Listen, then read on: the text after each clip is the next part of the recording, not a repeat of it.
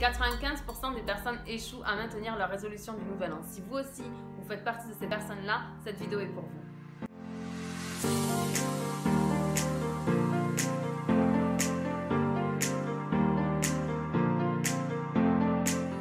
Bonjour tout le monde, je suis Sandrine Carl et je vous souhaite la bienvenue sur ma chaîne YouTube. Dans cette vidéo, nous allons voir pourquoi 95% des personnes échouent à maintenir leur résolution du nouvel an. Seulement 5% des personnes tiennent leur résolution jusqu'au bout. 5% c'est le taux de réussite à la première année de médecine. Alors au début, je voulais vous faire une vidéo vraiment sur les énergies du printemps, sur les énergies de l'hiver, pour vous expliquer pourquoi prendre des résolutions au 1er janvier, ce n'est pas nécessairement la meilleure idée. Mais je ne veux pas que cette vidéo vous serve d'excuse en fait pour vous dire « Ah non mais j'ai pas maintenu mes résolutions, c'est pas grave, je vais les faire en février ». En fait, il n'y a pas d'excuse à l'accomplissement de vos rêves.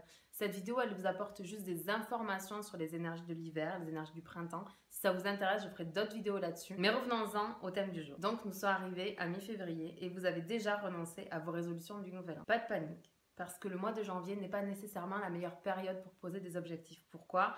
Parce que le mois de janvier fait partie des 3 mois de l'hiver. Il faut savoir que les saisons en fait sont décalées dans le temps. Quand nous on célèbre l'hiver au 21 décembre, en réalité la date à laquelle nous fêtons la saison se trouve en plein milieu de la saison. Donc par exemple, la saison d'hiver a commencé on va dire au 15 novembre et se termine à peu près au 15 février. Donc le mois de janvier fait partie des mois d'hiver. Et l'hiver est une saison calme. L'hiver est une saison de repli, de méditation. C'est le moment de faire le tri, de faire le point. La saison d'hiver est pleine de sagesse. L'énergie du printemps est bourgeonnante, fougueuse, illimitée. Elle pétille de joie et elle chante l'amour. La saison du printemps, c'est la saison de la jeunesse et du renouveau. Donc elle s'en vient à partir du 15 février, on va voir la nature commencer à se réveiller petit à petit. Donc au mois de janvier, on n'est pas prêt, on n'a pas d'énergie. L'énergie du mois de janvier, c'est une énergie d'ancrage, une énergie d'intériorisation. Pendant l'hiver, c'est le moment de rassembler son énergie, de rassembler ses forces, d'intérioriser ce qui est réellement important pour nous pour passer à l'action à partir du printemps. Plus vous prendrez le temps de réfléchir à quelle est votre intention, plus vous allez créer de l'énergie pour la réalisation de vos résolutions, de vos rêves ou de vos objectifs. Avant d'avoir un objectif, vous devez savoir quelle est votre intention. L'objectif, c'est ce qui vous permettra de réaliser votre intention. Mais votre intention, c'est ce que vous souhaitez vivre. C'est ce qui vous procure de la passion, du plaisir, du bien-être, de la joie. Ça, c'est l'intention. Et c'est l'intention qui va vous donner l'énergie pour réaliser vos objectifs. Pour savoir quelle est réellement notre intention, on a besoin de faire le vide et de se connecter à qui on est vraiment. Et de faire des choix en fonction de qui on est et pas en fonction des attentes de notre entourage. À ce moment-là, quand vous vous posez, quand vous réfléchissez à ce que vous aimez vraiment, ce que vous avez vraiment envie de réaliser et pourquoi vous avez envie de le réaliser, c'est là qu'est votre intention. Votre intention, c'est le grand pourquoi. D'ailleurs, si vous voulez savoir quel est votre grand pourquoi, laissez-moi là en commentaire, je vous ferai une vidéo avec un petit exercice pour que vous le trouviez si vous ne le connaissez pas déjà. Premièrement, l'intention. Deuxièmement, le ou les objectifs. Les résolutions et les objectifs sont deux choses différentes. Les résolutions, c'est des phrases qu'on va dire comme ça, cette année j'arrête de fumer. Pourquoi la plupart des personnes ne tiennent pas leur résolution du nouvel an? C'est parce qu'elles ne sont pas mesurables. Un objectif est spécifique, mesurable, ambitieux et atteignable, réaliste et il est marqué dans le temps. Voici un exemple d'objectif engagé. Au X, vous mettez la date à laquelle vous voulez avoir atteint votre objectif. J'aurai fait ce qui est nécessaire et approprié pour, vous mettez le résultat. J'atteindrai ce résultat facilement et rapidement pour mon plus grand bien et le plus grand bien de tous. Pourquoi est-ce qu'on a besoin d'avoir des objectifs? On a besoin d'avoir des objectifs parce que dans notre cerveau, à l'arrière, ici, on a ce qu'on appelle le système réticulé activateur. Le système réticulé activateur est responsable de la vigilance. La vigilance de quoi? Premièrement, de la survie de l'être humain. Donc, si vous n'avez pas d'objectif, le système réticulé activateur va aller chercher dans votre environnement toutes les raisons, en fait, d'avoir peur, toutes les raisons pour lesquelles vous êtes en danger. Il va aller chercher vos peurs. Si vous avez un objectif, c'est comme si vous lui donniez une ligne directrice, c'est comme si vous lui donniez un point de focus, une grille de lecture et à ce moment-là, il va aller chercher dans votre environnement toutes les opportunités pour aller vers votre objectif. Dans la proposition d'objectif que je vous ai fait noter nécessaire et approprié. Pourquoi? Parce qu'il y a une notion qui est essentielle, une valeur qui est commune à tous les gens qui réussissent, c'est l'engagement. Dans la vidéo précédente, je vous ai expliqué le processus de création. Le processus de création est en 3 étapes. Premièrement, on a l'idée, deuxièmement, on fait un plan d'action et troisièmement, on passe à l'action. Pour compléter cette vision du processus de création, voici ce que je veux que vous ajoutiez. Premièrement, vous avez votre idée. Deuxièmement, vous avez la volonté de réaliser cette idée. Troisièmement, vous établissez un plan d'action.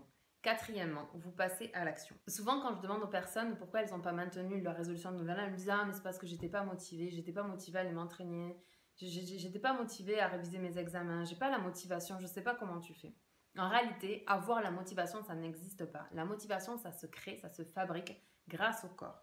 Vous avez la volonté et vous passez de la volonté de faire quelque chose à la motivation par les actions que vous faites. Et vous répétez ces actions massivement. Et la répétition des actions vous conduit à la motivation. Vous allez être motivé quand vous avez l'habitude de faire quelque chose. À ce moment-là, vous aurez le sentiment d'être motivé à faire. Pour passer de la motivation à la détermination qui vous apportera le résultat souhaité, vous devez vous engager. Vous devez vous engager à faire et à faire et à faire encore les actions. Donc je répète, vous passez de la volonté à la motivation en faisant des actions. Et vous passez de la motivation à la détermination qui vous donnera le résultat souhaité en vous engageant à répéter ces actions sans cesse. Si vous tombez, recommencez. Si vous tombez encore, recommencez encore. Ne vous arrêtez jamais de recommencer. Et si vous en avez marre de recommencer, arrêtez d'arrêter. Pour réussir ces résolutions ou ces objectifs, il y a deux choses à faire, deux étapes qui sont complètement différentes. La première étape, c'est de trouver quelle est votre intention et de l'intégrer, de l'incarner. Comment on fait? Premièrement, on fait le vide dans sa tête et on réfléchit à ce qu'on veut vraiment vivre. Deuxièmement, on commence à visualiser. Prenez le temps de vous imaginer faire et surtout ressentez ce qui se passera quand vous aurez atteint votre objectif. Une fois que vous avez trouvé votre intention, votre grand pourquoi, deuxièmement, visualisez. Visualisez-vous dans l'état de réalisation de vos rêves. C'est-à-dire, imaginez ce que vous ressentez, ce que vous vivez, ce qui se passe, ce que vous entendez, ce que vous voyez, ce que les gens disent au moment où vos rêves sont en train de se réaliser. Pourquoi? Ça va réveiller votre énergie, ça va faire grandir votre joie, ça va créer de l'exaltation, de l'excitation et c'est ça qui vous donnera l'énergie d'aller accomplir ensuite votre objectif et de faire les actions que vous devez faire pour y arriver. Un autre moyen qui est très connu dans le développement personnel, c'est de se faire un cadre de visualisation, un cadre d'inspiration. Enfin, cultivez cette intention. Cultivez vos rêves. Partagez vos rêves avec des personnes qui sont autour de vous. Choisissez une ou plusieurs personnes bienveillantes. N'en parlez pas à tout le monde parce que tout le monde n'est pas capable d'entendre vos rêves et de croire que vos rêves sont possibles. Ils vont projeter sur vous leur propre peur. Ça n'a rien à voir avec vous. Ce que pensent les autres de vous ne vous regarde pas, ça les regarde eux. C'est une projection de leur propre peur. Donc choisissez quelqu'un qui a déjà travaillé sur ses peurs, qui travaille lui-même sur ses rêves et qui est une personne bienveillante pour partager et cultiver vos rêves. Ensuite, deuxième étape, fixez-vous un objectif. Et c'est là qu'on met en place tout le processus de création. Cette vidéo est maintenant terminée. Je vous remercie d'avoir regardé jusqu'au bout. Vous pouvez mettre un petit pouce en l'air pour m'encourager à faire des vidéos. N'hésitez pas également à me mettre en commentaire toutes vos suggestions. Je vous embrasse très fort et je vous dis à très vite. Ciao, ciao.